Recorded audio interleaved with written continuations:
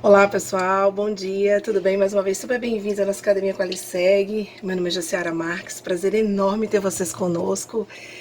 Como de praxe, né? Eu sempre te convido a inscrever-se aqui no nosso canal, clicando aí no sininho, para que você mantenha-se atualizado em relação aos nossos temas. Nossos vídeos vão ao ar sempre às segundas e sextas-feiras, e aí você, acionando aí o teu sininho, todas as vezes que for publicado, você vai receber a tua notificação no e-mail, no smartphone, e aí você vai clicar e vai assistir aqui, vai ver o que a gente está trazendo de novidade em relação aos temas de qualidade, de saúde, de segurança e meio ambiente. Olha, o nosso tema de hoje é muito oportuno. Eu recebi esse tema, na verdade, de uma aluna, né? A Ana Clara, ela me mandou uma mensagem, né, via canal, dizendo assim: professora Jaciara, eu tenho assistido seus vídeos, eu sou aqui de Minas Gerais e tem me ajudado bastante.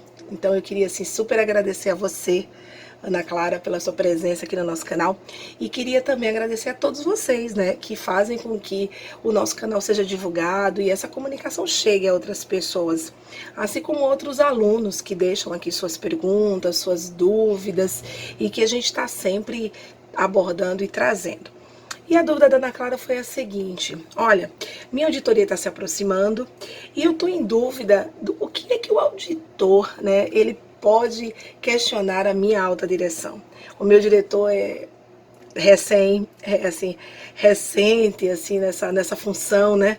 Foi recém empossado, vamos dizer assim, nessa atribuição, e ele está um pouco apreensivo em relação ao que poderia vir aí de questionamento para ele.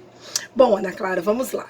A tua pergunta, ela é bem interessante. É claro que a gente sabe que o processo de entrevista da alta direção, ele é um processo extremamente subjetivo. Cada auditor faz uma lista ou uma linha, cria uma linha de raciocínio para que ele possa fazer essa abordagem.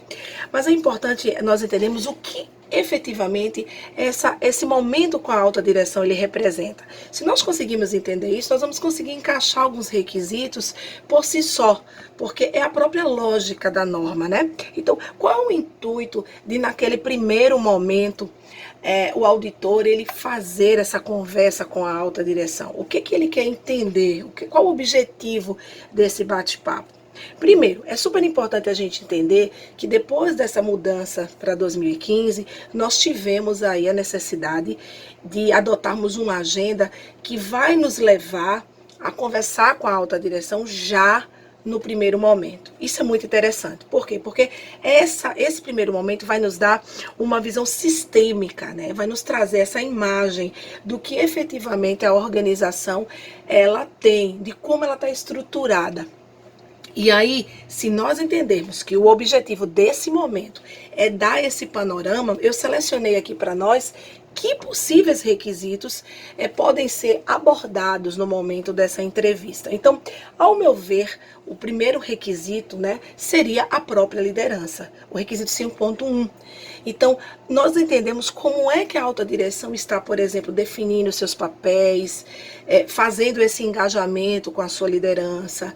Então, perguntando, entendendo se existem reuniões gerenciais, como é que existe o desdobramento, né, dos objetivos, das metas, do contexto, do propósito da organização para um nível de liderança, né? Nós falamos em alguns vídeos anteriores sobre conscientização. A conscientização é o desdobramento desse desenho.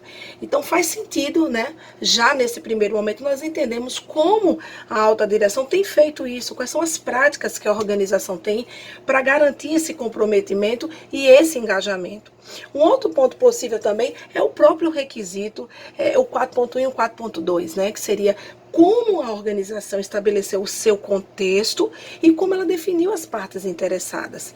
Quais foram os mecanismos que a organização utilizou para captar dessas partes interessadas suas necessidades e expectativas. Então, desde esse momento inicial, a alta direção participa disso, né? Ou ela precisa estruturar esse mecanismo para que ele seja cíclico, né? Então, entender como esse desenho foi feito.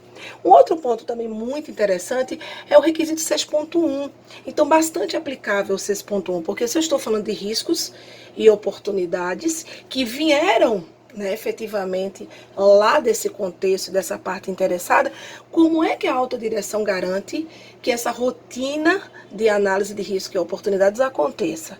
Como é que ele participa? Como é que existe a prioridade das ações? Como é que existe o recurso, a garantia do recurso para que essas ações aconteçam, né?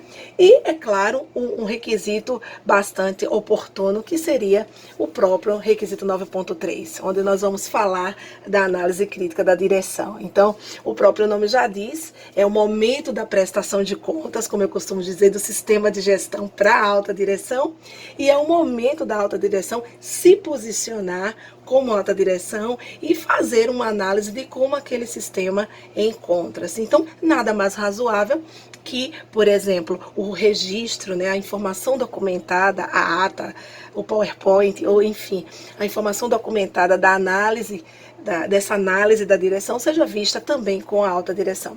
Então, se vocês me perguntassem assim, Jaciara, quando você faz a tua auditoria, seja ela uma auditoria de terceira parte ou interna, você aborda quais temas com a alta direção?